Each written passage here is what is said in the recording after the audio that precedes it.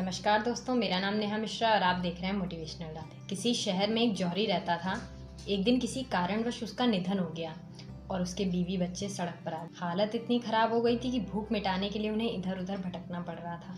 जौहरी की बीवी के पास एक हीरा था जिसे उसने अपने बेटे को देकर कहा कि इसे लेकर अपने चाचा के पास जाओ और उनसे कहना कि अच्छे दाम देखकर इसे बिकवा दे। लड़का वो हीरा लेकर अपने चाचा के पास गया और उन्हें सारी बात बताते हुए वो हीरा बिकवाने को कहा।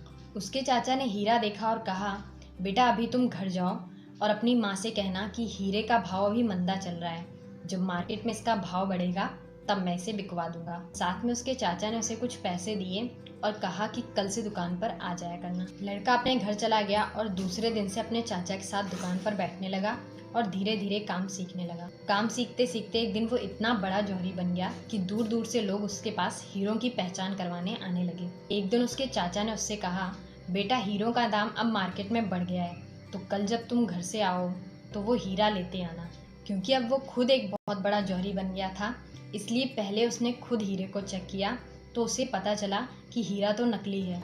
फिर वो हीरा लेकर अपने चाचा के पास गया और उन्हें जब ये बात बताई तो उन्होंने कहा कि मुझे तो ये उसी दिन पता चल गया, लेकिन अगर मैं उस दिन तुम्हें सच बताता तो तुम कहते कि दुख के समय चाचा भी हमारा साथ ना देकर मेरे हीरे को नकली बता रहे हैं। दोस्तों, इस कहानी से हमें दो चीज़ें सीखने को मिलती हैं।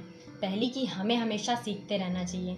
अगर हमारे अंदर सीखने की चाह है तो हम कुछ भी बन सकते हैं, फिर चाहे बात जौहरी की हो, डॉक्टर की या इंजीनियर की।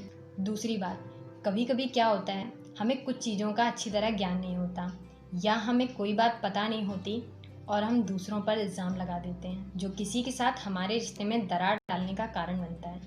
इसलिए बात को पहले पूरी तरह समझें और फिर कोई फैसला लें जिससे आपके रिश्ते में कोई दरार ना आए। चलिए दोस्तों, आज के लिए इतना ही। आज की कहानी आपको कैसी लगी प्लीज़ कमेंट और लाइक करके बताइएगा। नमस्कार।